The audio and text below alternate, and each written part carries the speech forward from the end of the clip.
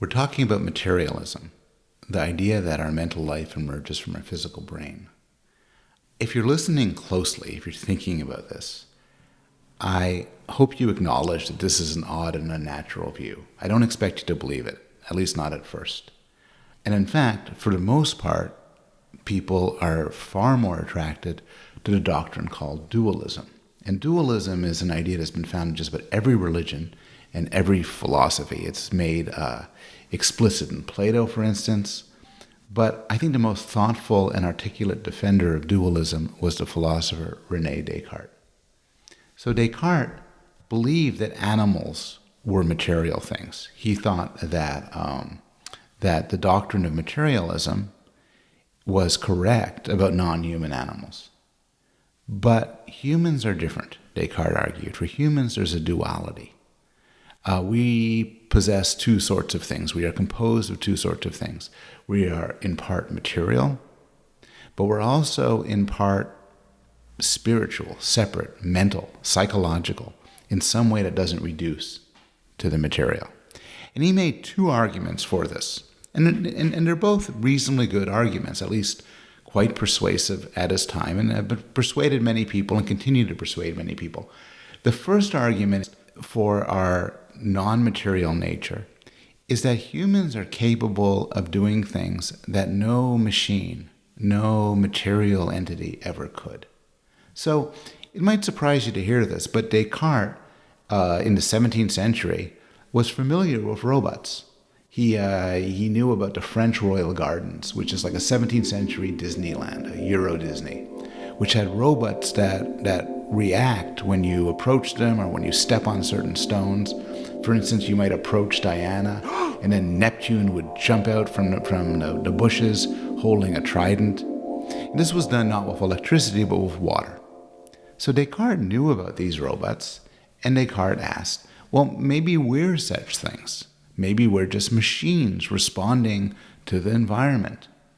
And he said that we can't be. He said maybe animals, non-human animals can be, but human behavior is far more complicated and variegated and subtle to be explained in such simple ways. And we'll return to this point later on in the course when we talk about Noam Chomsky and Noam Chomsky's critique of behaviorism, which argued that basically humans respond in a relatively reflexive way to environmental stimuli. Descartes, along with Chomsky, said that can't be. Our behavior is far too complicated for that. So we can't be machines. His second argument is probably better known, and it's based on intuition. And his claim was, we don't feel like bodies. So to put it more technically, he applied what was called a method of doubt. He asked the question, what do we know for sure, and what can we question? So for instance, you might believe you were born in such and so place. You could be wrong. You could be deceived. You might believe that the earth is thousands or millions of years old, but maybe the earth was created 100 years ago, and all the memories that your grandparents have of the past were just manufactured. You might believe, said Descartes, that you live in a world of things, that you're sitting on a chair, or there's a wall in front of you, or there's a computer near your hands. But Descartes observed that we often believe such things when we're in dreams, but we're mistaken. He observed that people who were mentally ill, who were deranged in some way, might have such beliefs, but they'll be mistaken. So you could be wrong that there's a physical world around you. You could be wrong that there's a body that you have. And this is an ancient concern, of course, but it's best articulated in the movie The Matrix, which maintains that we think we're running around in a physical world, but actually, with the lucky exception of our heroes like Neo and Trinity, we're actually just plugged into some sort of system. Another version of this is that we're brains in a vat. If you were a brain, just a brain, sitting in a vat with electrical wires stimulating your experiences, you couldn't tell. Maybe you are such things. Modern-day philosophers, for instance, will argue that there's an excellent chance that we are simulations. We are computer simulations. And so Descartes and people following Descartes said, there's a lot we can't be sure of. The things that we are seemingly most confident about in the real world can be shaken. But, Descartes said, there's one thing you can't doubt. You can't doubt your own consciousness. You can't doubt your own existence. The famous line is, I think, therefore I am. And spelling out this intuition, building from the fact you could doubt that you have a body, but you can't doubt that you have a mind, Descartes wrote, I knew that I was a substance, the whole essence or nature of which is to think, and that for its existence there is no need of any place, nor does it depend on any material thing. That is to say, the soul by which I am, what I am, is entirely distinct from body. So that's a sort of philosophical case for dualism. But as I said, dualism is also emerged out of common sense. Think about how you describe your body. You describe your body as if you possess it. My arm, my heart, my body, my brain. As if it's something separate from you that you have. Or consider your intuitions about personal identity. So typically, as people age, their consciousness follows their body. So I get 10 years older, my mind is 10 years older, my brain is 10 years older, it all connects together. But we easily accept, at least in fiction, that people can hop from one body to another. There are many comedies that involve body switching, body swaps. There are movies that involve somebody going to sleep one morning as one person, waking up as another. And we understand they're fiction, they aren't real, but they make sense to us. There's sort of an intuitive rationale to this. We don't walk out of the theater saying, I am totally confused what happened there. Rather, at least with our naive conception of the self, we accept that at least it's a possibility that you can hop from one body to another. And none of this is sort of limited to modern day movies.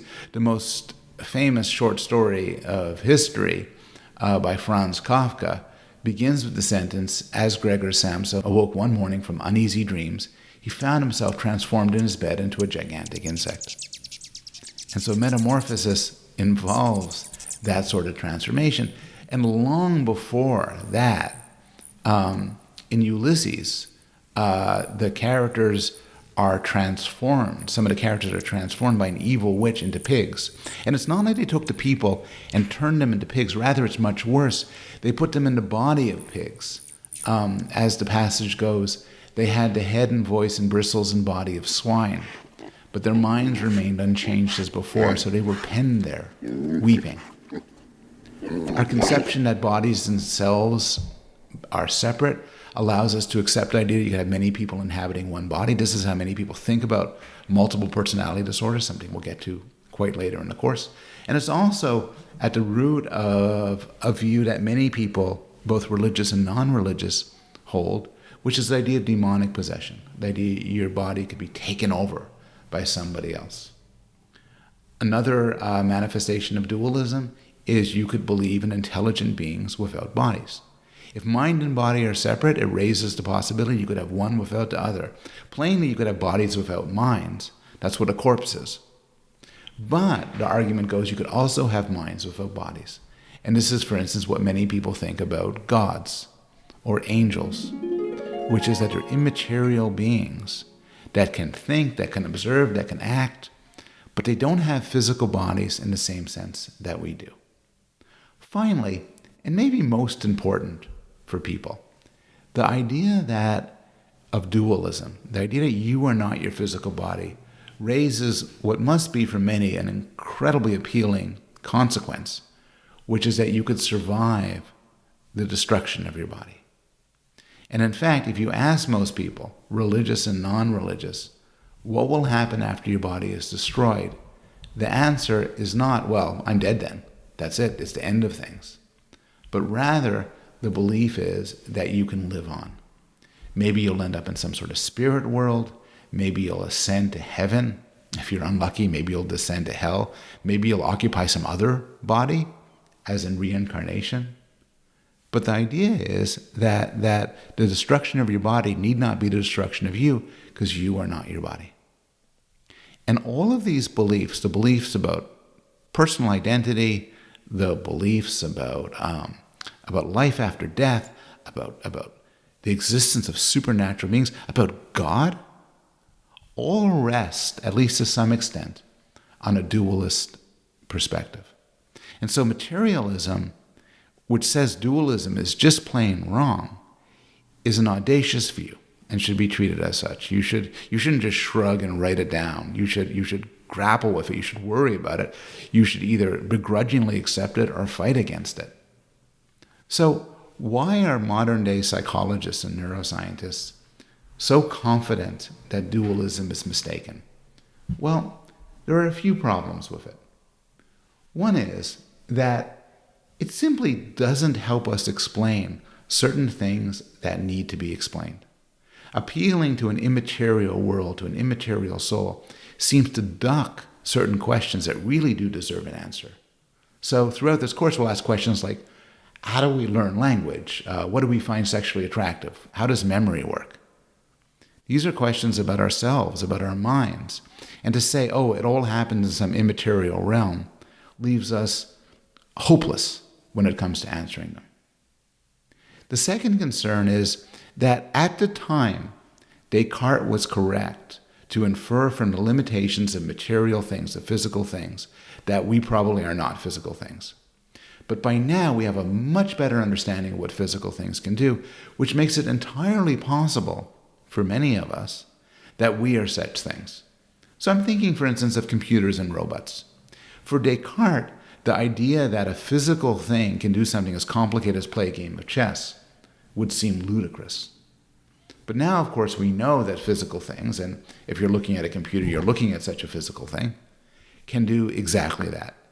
They can understand language, they could recognize objects, they could store things in memory, they can make inferences, and so on. Now, for some of these things, they don't do it anywhere near as well as people do. So when we talk about language development, for instance, we'll see that a 2-year-old child uses and understands language better than any computer around. So we need to bear that in mind.